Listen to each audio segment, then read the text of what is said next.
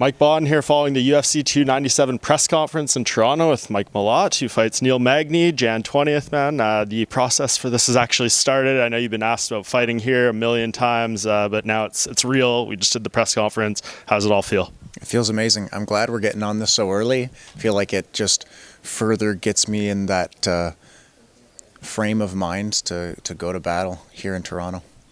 And when they were going through the process of finding you an opponent, like, was this the only name offered? Was this something you jumped at right away? Like, how'd they ultimately land on Neil Magny with, negotiating with your team and everything? Yeah, this was the first guy offered to me, which was nice. Got his name right off the bat, and honestly, I was like, Neil Magny's taking this one. He doesn't seem like the kind of guy to turn fights down, so I got really excited. I didn't know if I was going to be getting a ranked opponent right off the bat. It's almost tough fighting outside the rankings where it's like, okay, you beat how many good guys to get noticed or get the opportunity. So I was really grateful and still am to have the opportunity to fight for my position as a ranked fighter. Yeah, and anyone who's been following the UFC for a while should know who Neil Magny is. Most wins in the history of the welterweight division, more than George St. Pierre at this point. Obviously, the quality might be a little bit different, but he's been around. And what I always say about him is they like to put him against guys kind of in your position because he separates the contenders from the pretenders. Yeah. And is that kind of how you feel like this is going to show the fans and yourself exactly where you stand in this division? I think I've already shown everyone that I should be taken seriously in this division. With this fight, I'm not so much focused on him as I am, again, the position. This is a number that I'm fighting for. This is my spot on the ladder. This is my ability to start climbing the ranks. This is the biggest opportunity of my fight career, and I think I've done a really good job throughout my career of having the best performances when there's the most on the line, so I expect this to be the best performance of my career so far. Yeah. Do you leave most like the preparation to your coaches, or do you watch a lot of film? Because there could not be more footage on this guy to break down. So like I'm sure in that sense it's very easy for you and your team to prepare. Yeah, I mean there's my last couple of guys I've fought, it's like, all right, if we watch all his UFC fights, we can do it in an hour or a couple hours. Like this guy, he's had, I think this is his 30th fight in the UFC or 31st or something like that. This guy's had a lot of fights in the UFC, so it's more like assigning the fights to watch to certain coaches. I've seen this guy fight before, and I'll study him a little bit and have studied him a little bit already, but I do tend to leave that up to my coaches more so than to myself. I'm not the guy who wants to watch every single one of his fights, and I look for a few things, and I've seen a few things where I am positive I can take advantage of them when we get in the cage. Outside of that, I have world-class coaches, so why not delegate some of that work to those guys and have them prepared to help me get ready for this fight. Yeah, and you mentioned this is all about the number too, and if you do win this fight, you'll be inside the top 15, and maybe that looks to a top 10 fight.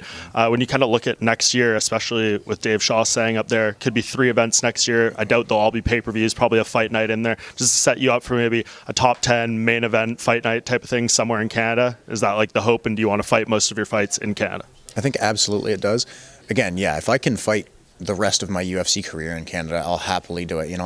I've fought in Vegas at the Apex, I've fought in Florida, and I had a great time fighting in Florida. But I'd much rather travel for fights as a coach. I did a bunch of traveling as a coach when I was with Alpha Male. But I love fighting in Canada. If I could be the resident Canadian and just have that slot booked on the main card of every pay-per-view, or the slot on fight nights coming up, especially like you said, once I get into that top 10 or fighting guys in the top 10, I think it makes sense to be co-main or main event on a fight night, or eventually a co-main and main event on pay-per-view. So I think we start with the number 13. That's the most important thing. I obviously can't look past this. My focus is there. But once that one's done, it depends on what the UFC wants to do next as far as if it's a fight night or a pay-per-view. But yeah, I see myself being even higher on the cards after this fight. Yeah, a lot of big welterweight fights coming up over the next few months. Of course, the next pay-per-view before this one, headline by Leon Edwards and Colby Covington. Just give me your read on that fight. How do you think that one's going to go? I think it'll probably be Leon. He's been a lot more active. He's had a lot more success lately. He's on a much bigger run. I think obviously the wrestling's the biggest factor from Colby, that wrestling and that kind of that pressure out of Colby.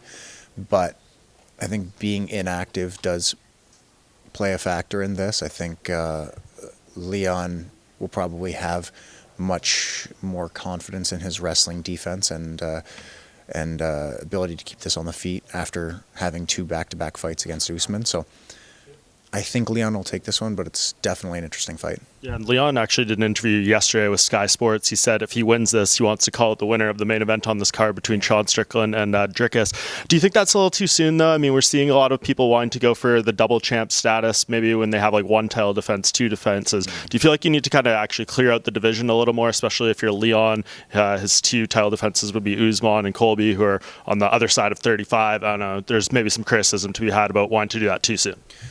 I think there's, a pretty deep top 15 of guys that are swimming toward him. I think you have to, like you said, clear that out a little bit more and make a statement as being the guy at that weight class before moving up. I think Volkanovski did it right. I think Izzy did it right the first time, or when he went up. I think it should be something that's, saved for extremely dominant champions. But at the same time, who doesn't like to see a champ versus champ fight? Yeah, fair enough. And just lastly for me, I know you said focused on the number. Neil, we talked a little about Neil's skills. How do you actually see this going? I know you take a lot of pride in that finishing rate. So if you do put him away, how do you think it gets done, or do you see various paths to it?